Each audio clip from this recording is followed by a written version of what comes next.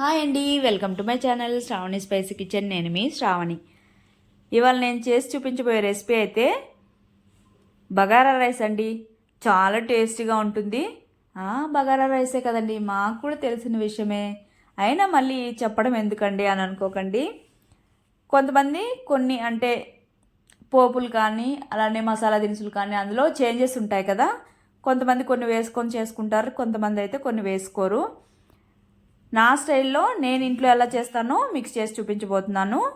Taste మాత్రం భలేగా ఉంటుంది. ఏ కాంబినేషన్తో తిన్నా అసలు కాంబినేషనే అవసరం లేదండి, ఒట్టి రైసే తినేసేయచ్చు, అంత ఎమ్మిగా అయితే ఉంటుంది.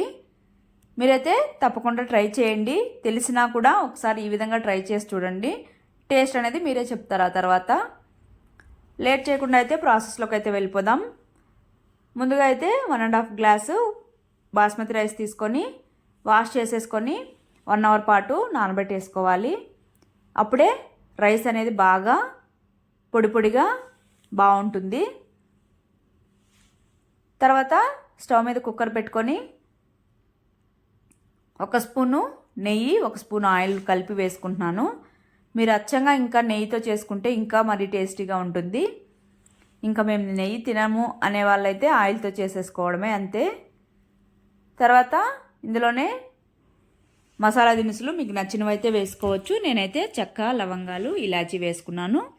అలానే జీలకర్ర, జీడిపప్పులు కూడా వేసేసుకొని ఒక బిర్యానీ ఆకు, పచ్చిమిర్చి, కరివేపాకు వేసేసుకొని బాగా ఫ్రై చేసేసుకోవాలి. ఫ్రై అయిన తర్వాత సన్నగా పొడవుగా కట్ చేసుకున్న ఆనియన్ కూడా వేసేసుకొని ఆనియన్ అనేది బాగా ఫ్రై అయ్యేంత వరకు ఈ విధంగా కలుపుతూ ఫ్రై చేసుకోవాలి. ఫ్రై అయిన తర్వాత 1 స్పూను జింజర్ గార్లిక్ పేస్ట్ వేసేసుకొని మంటనైతే లో ఫ్లేమ్లో పెట్టుకోవాలి, లేదంటే అడుగంటేస్తుంది. ఈ విధంగా ఫ్రై అయిన తర్వాత గుప్పెడు పుదీనా, తర్వాత 1 గుప్పెడు కొత్తిమీర కూడా సన్నగా కట్ చేసుకొని వేసుకోవాలి. ఈ పుదీనా అనేది అసలు స్కిప్ చేయొద్దు, టేస్ట్ అనేది చాలా బాగుంటుంది ఫ్లేవర్ ఇది వేయడం వల్ల. వేసిన తర్వాత 1 మినిట్ పాటు ఫ్రై చేసేసుకొని ఇందులోనే సాల్ట్ కూడా వేసేసుకొని ఈ విధంగా ఫ్రై అయిన తర్వాత రైస్లో వాటర్ అన్ని వంపేసి ఒట్టి రైస్ మాత్రమే వేసేసుకోవాలి. ఈ విధంగా రైస్ మొత్తం వేసేసుకున్న తర్వాత మరీ ఎక్కువగా గరిటతో కలపకుండా ఈ విధంగా స్లోగా కలుపుకుంటూ మిక్స్ చేసుకోవాలి. ఇక్కడ మంటనైతే సిమ్లో పెట్టుకోవాలి, లేదంటే రైస్ అనేది త్వరగా అడుగంటేస్తుంది కాబట్టి, వాటర్ కూడా ఏం లేవు కాబట్టి. మిక్స్ చేసుకున్న తర్వాత ఇందులోనే రుచికి తగినంత సాల్టు, తర్వాత 1/2 spoon garam masala, 1/2 spoon chicken masala వేసుకోవాలి. వేసుకున్న తర్వాత ఇంకాసేపు ఫ్రై చేసుకోవాలి.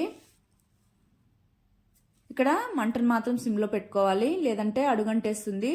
ఈ విధంగా కుక్ చేసుకున్న తర్వాత వాటర్ అయితే ఇప్పుడు 1.5 గ్లాసు బాస్మతి రైస్కి నేను 2.5 గ్లాస్ వాటర్ వేసుకున్నాను.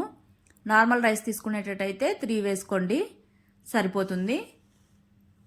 వాటర్ వేసుకున్న తర్వాత ఒకసారి బాగా మిక్స్ చేసేసుకొని కుక్కర్ మూత పెట్టేసుకొని మీడియం ఫ్లేమ్లో 2 విజిల్స్ వస్తే సరిపోతుంది. ఇక్కడ విజిల్స్ వచ్చిన తర్వాత స్టవ్ ఆపేసి స్టీమ్ అంతా వెళ్ళిపోనివ్వాలి.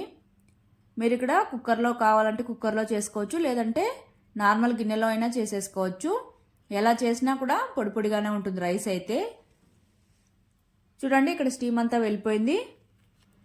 రైస్ అయితే ఈ విధంగా అడుగు భాగం నుంచి తీసుకోవాలండి ఎప్పుడైనా కానీ కుక్కర్లో.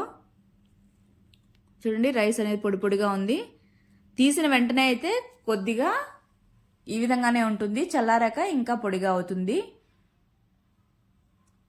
ఈ విధంగా రైస్ని మొత్తం ఒకసారి మిక్స్ చేసేసుకొని వేడివేడిగా ఒట్టి రైస్ తిన్నా పర్లేదు, లేదంటే నేనైతే ఇక్కడ ఎగ్ కర్రీ కాంబినేషన్లో తిన్నానండి, చాలా టేస్టీగా ఉంది. మీరు ఇంకా చికెన్ తినే వాళ్ళైతే చికెను, వెజ్ వాళ్ళైతే వెజ్ కర్రీ ఏదైనా పర్లేదు, చాలా ఎమ్మీగా ఉంటుంది. ఏ కర్రీ కాంబినేషన్ అయినా చాలా బాగుంటుంది రైస్కి. ఇంకా అసలు ఏమీ లేకపోయినా ఒట్టి రైసే వేడివేడిగా తిన్నా టేస్ట్ అనేది మాత్రం అస్సలు తగ్గదు, అంతే టేస్టీగా ఉంటుంది. కాబట్టి మీరైతే తప్పకుండా ట్రై చేయండి. ఈ ఎగ్ కర్రీ కూడా మన ఛానల్లో అయితే అప్లోడ్ చేశాను.